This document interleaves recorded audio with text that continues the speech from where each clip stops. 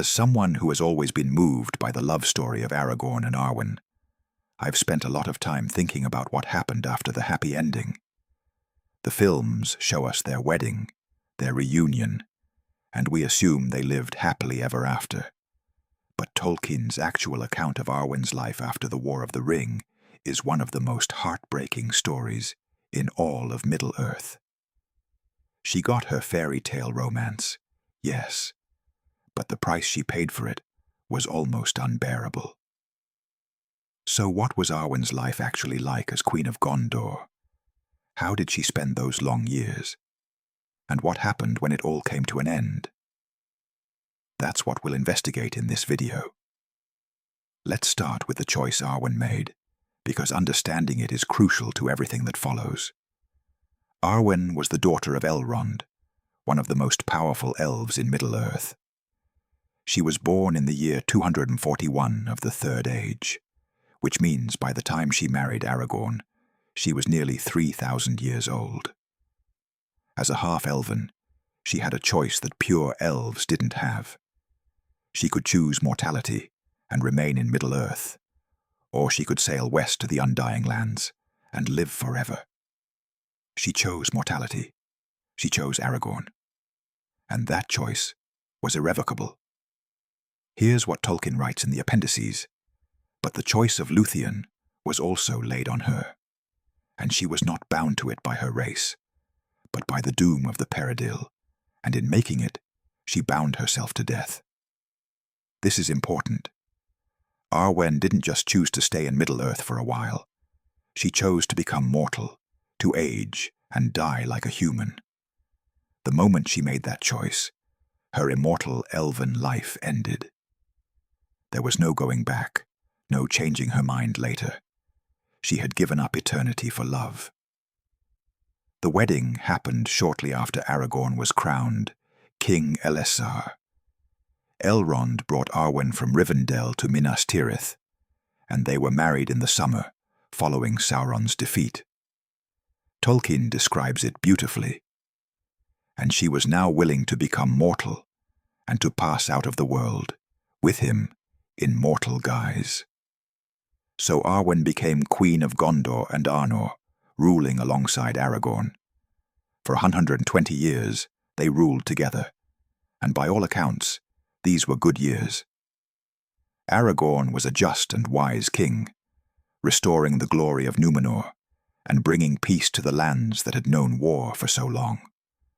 Arwen bore him a son, Eldarion, who would inherit the throne, and several daughters whose names aren't recorded. But here's what the texts emphasize. Arwen was living among men now. She had left behind the company of elves. Her father had sailed west. Her brothers, Elladan and Elrohir, eventually departed as well. Galadriel and Celeborn, her grandparents, were gone.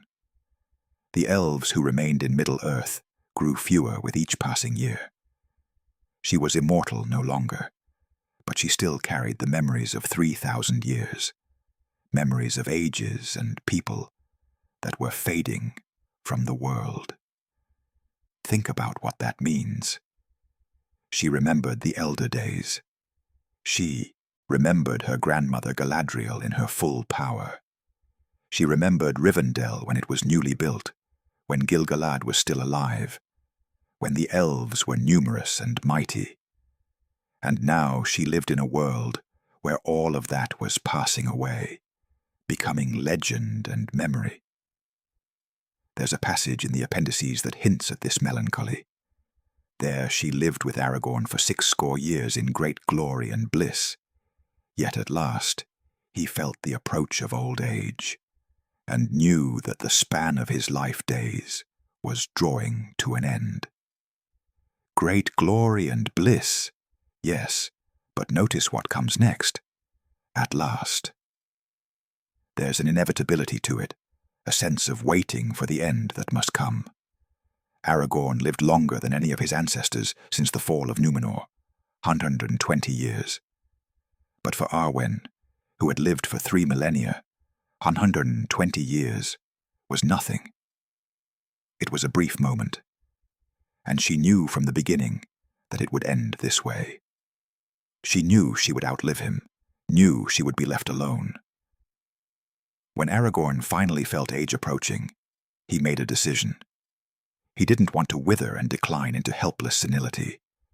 He was of the blood of Númenor, and the Númenorians had once been able to choose the time of their death, to lay down their lives willingly when they felt their time had come. Aragorn chose to do this. In the year 120 of the Fourth Age, he lay down in the House of Kings and prepared to die. Here's what happened next, according to the appendices. Then Aragorn said, "Lady Undomiel, but my life is of men, and now that I've given you all my life, you must give me what is mine to take." And she did not understand what he meant at first, but when she understood it, she was filled with such a grief that none could understand. This is devastating. Arwen didn't understand at first that Aragorn was choosing to die, choosing to leave her. And when she realized it, her grief was beyond anyone's comprehension. She begged him to stay, to live longer, but he refused. He told her, "Lady Undomiel, bright Evenstar, now is the time of our parting. For I am aged in days and years, and soon the light of my eyes will be quenched, and you would be left in the darkness. Therefore, I go now to that land, and to that doom which is appointed to the kindred of men." Aragorn died, and Arwen was left alone. But here's what makes it even more tragic. She couldn't follow him. When men die in Tolkien's world, they pass beyond the circles of the world, to a fate unknown, even to the Valar. When elves die, they go to the halls of Mandos, and eventually return to life. But Arwen had chosen mortality. She would die like a human, but she didn't know what came after. And more importantly, wherever Aragorn had gone, she couldn't follow him there. Their paths had diverged forever. The appendices tell us what happened next. Then Arwen went forth from the house, and the light of her eyes was quenched, and it seemed to all that looked on her that she had become cold and grey as nightfall in winter that comes without a star. She left Minas Tirith. She gave up her crown, left her son to rule, and travelled north. She went to Lothlorien, the realm of her grandmother Galadriel, the place where she had spent much of her youth. But Lothlorien was empty now. Galadriel and Celeborn had departed. The elves were gone. The golden malon trees remained, but their light was fading. Tolkien writes, "There at last, when the malon leaves were falling, but spring had not yet come, she laid herself to rest upon Carin Amroth. And there is her green grave, until the world is changed, and all the days of her life are utterly forgotten by men that come after, and Elenor and Nifredil bloom no more east of the sea." Let me break down what this means. Carin Amroth was the hill in Lothlorien, where Aragorn had first pledged his love to her, where they had walked together centuries before. She went back to that place, in the empty forest, and she died there, alone. She chose to die in the place where their love had begun, now that their love had ended. Until the world is changed. This is Tolkien's way of saying forever, until the end of all things. Arwen's grave is in Lothlorien, forgotten by the world, covered in the flowers Elenor and Nifredil that once grew there. But those flowers bloom no more east of the sea. They're gone, like the elves, like the magic, like everything Arwen once knew. The tragedy of Arwen's story isn't just that she died.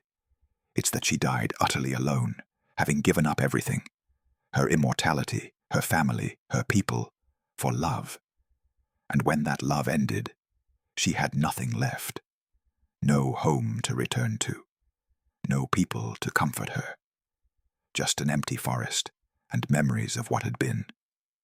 Tolkien deliberately paralleled Arwen's story with that of Luthien, her ancestor, who had also chosen mortality for love. But Luthien's story had a happier ending. When Beren died, Luthien died of grief, but the Valar took pity on them and allowed them both to return to life for a time, to live together until they died again. Arwen got no such grace. She died alone, and wherever Aragorn's spirit had gone, she couldn't follow. This is what Tolkien meant when he wrote about the doom of mortality. For elves, death is a passage to another part of the world they know. For men, it's a complete mystery, a journey beyond everything. And Arwen, by choosing to love a man, chose that unknowing, that separation, that ultimate loneliness. Her son Eldarion ruled after Aragorn, and the line of kings continued. But Arwen's name faded from memory. Most people in later ages knew nothing of her. She became a footnote, a queen whose grave lay somewhere in an empty forest, forgotten. If you found Arwen's true story as heartbreaking as I do, please subscribe for more deep dives into Tolkien's work. Leave a like if this gave you a new perspective on the greatest love story in Middle-earth. And tell me in the comments, do you think Arwen's choice was worth it? Take care, and see you in the next one.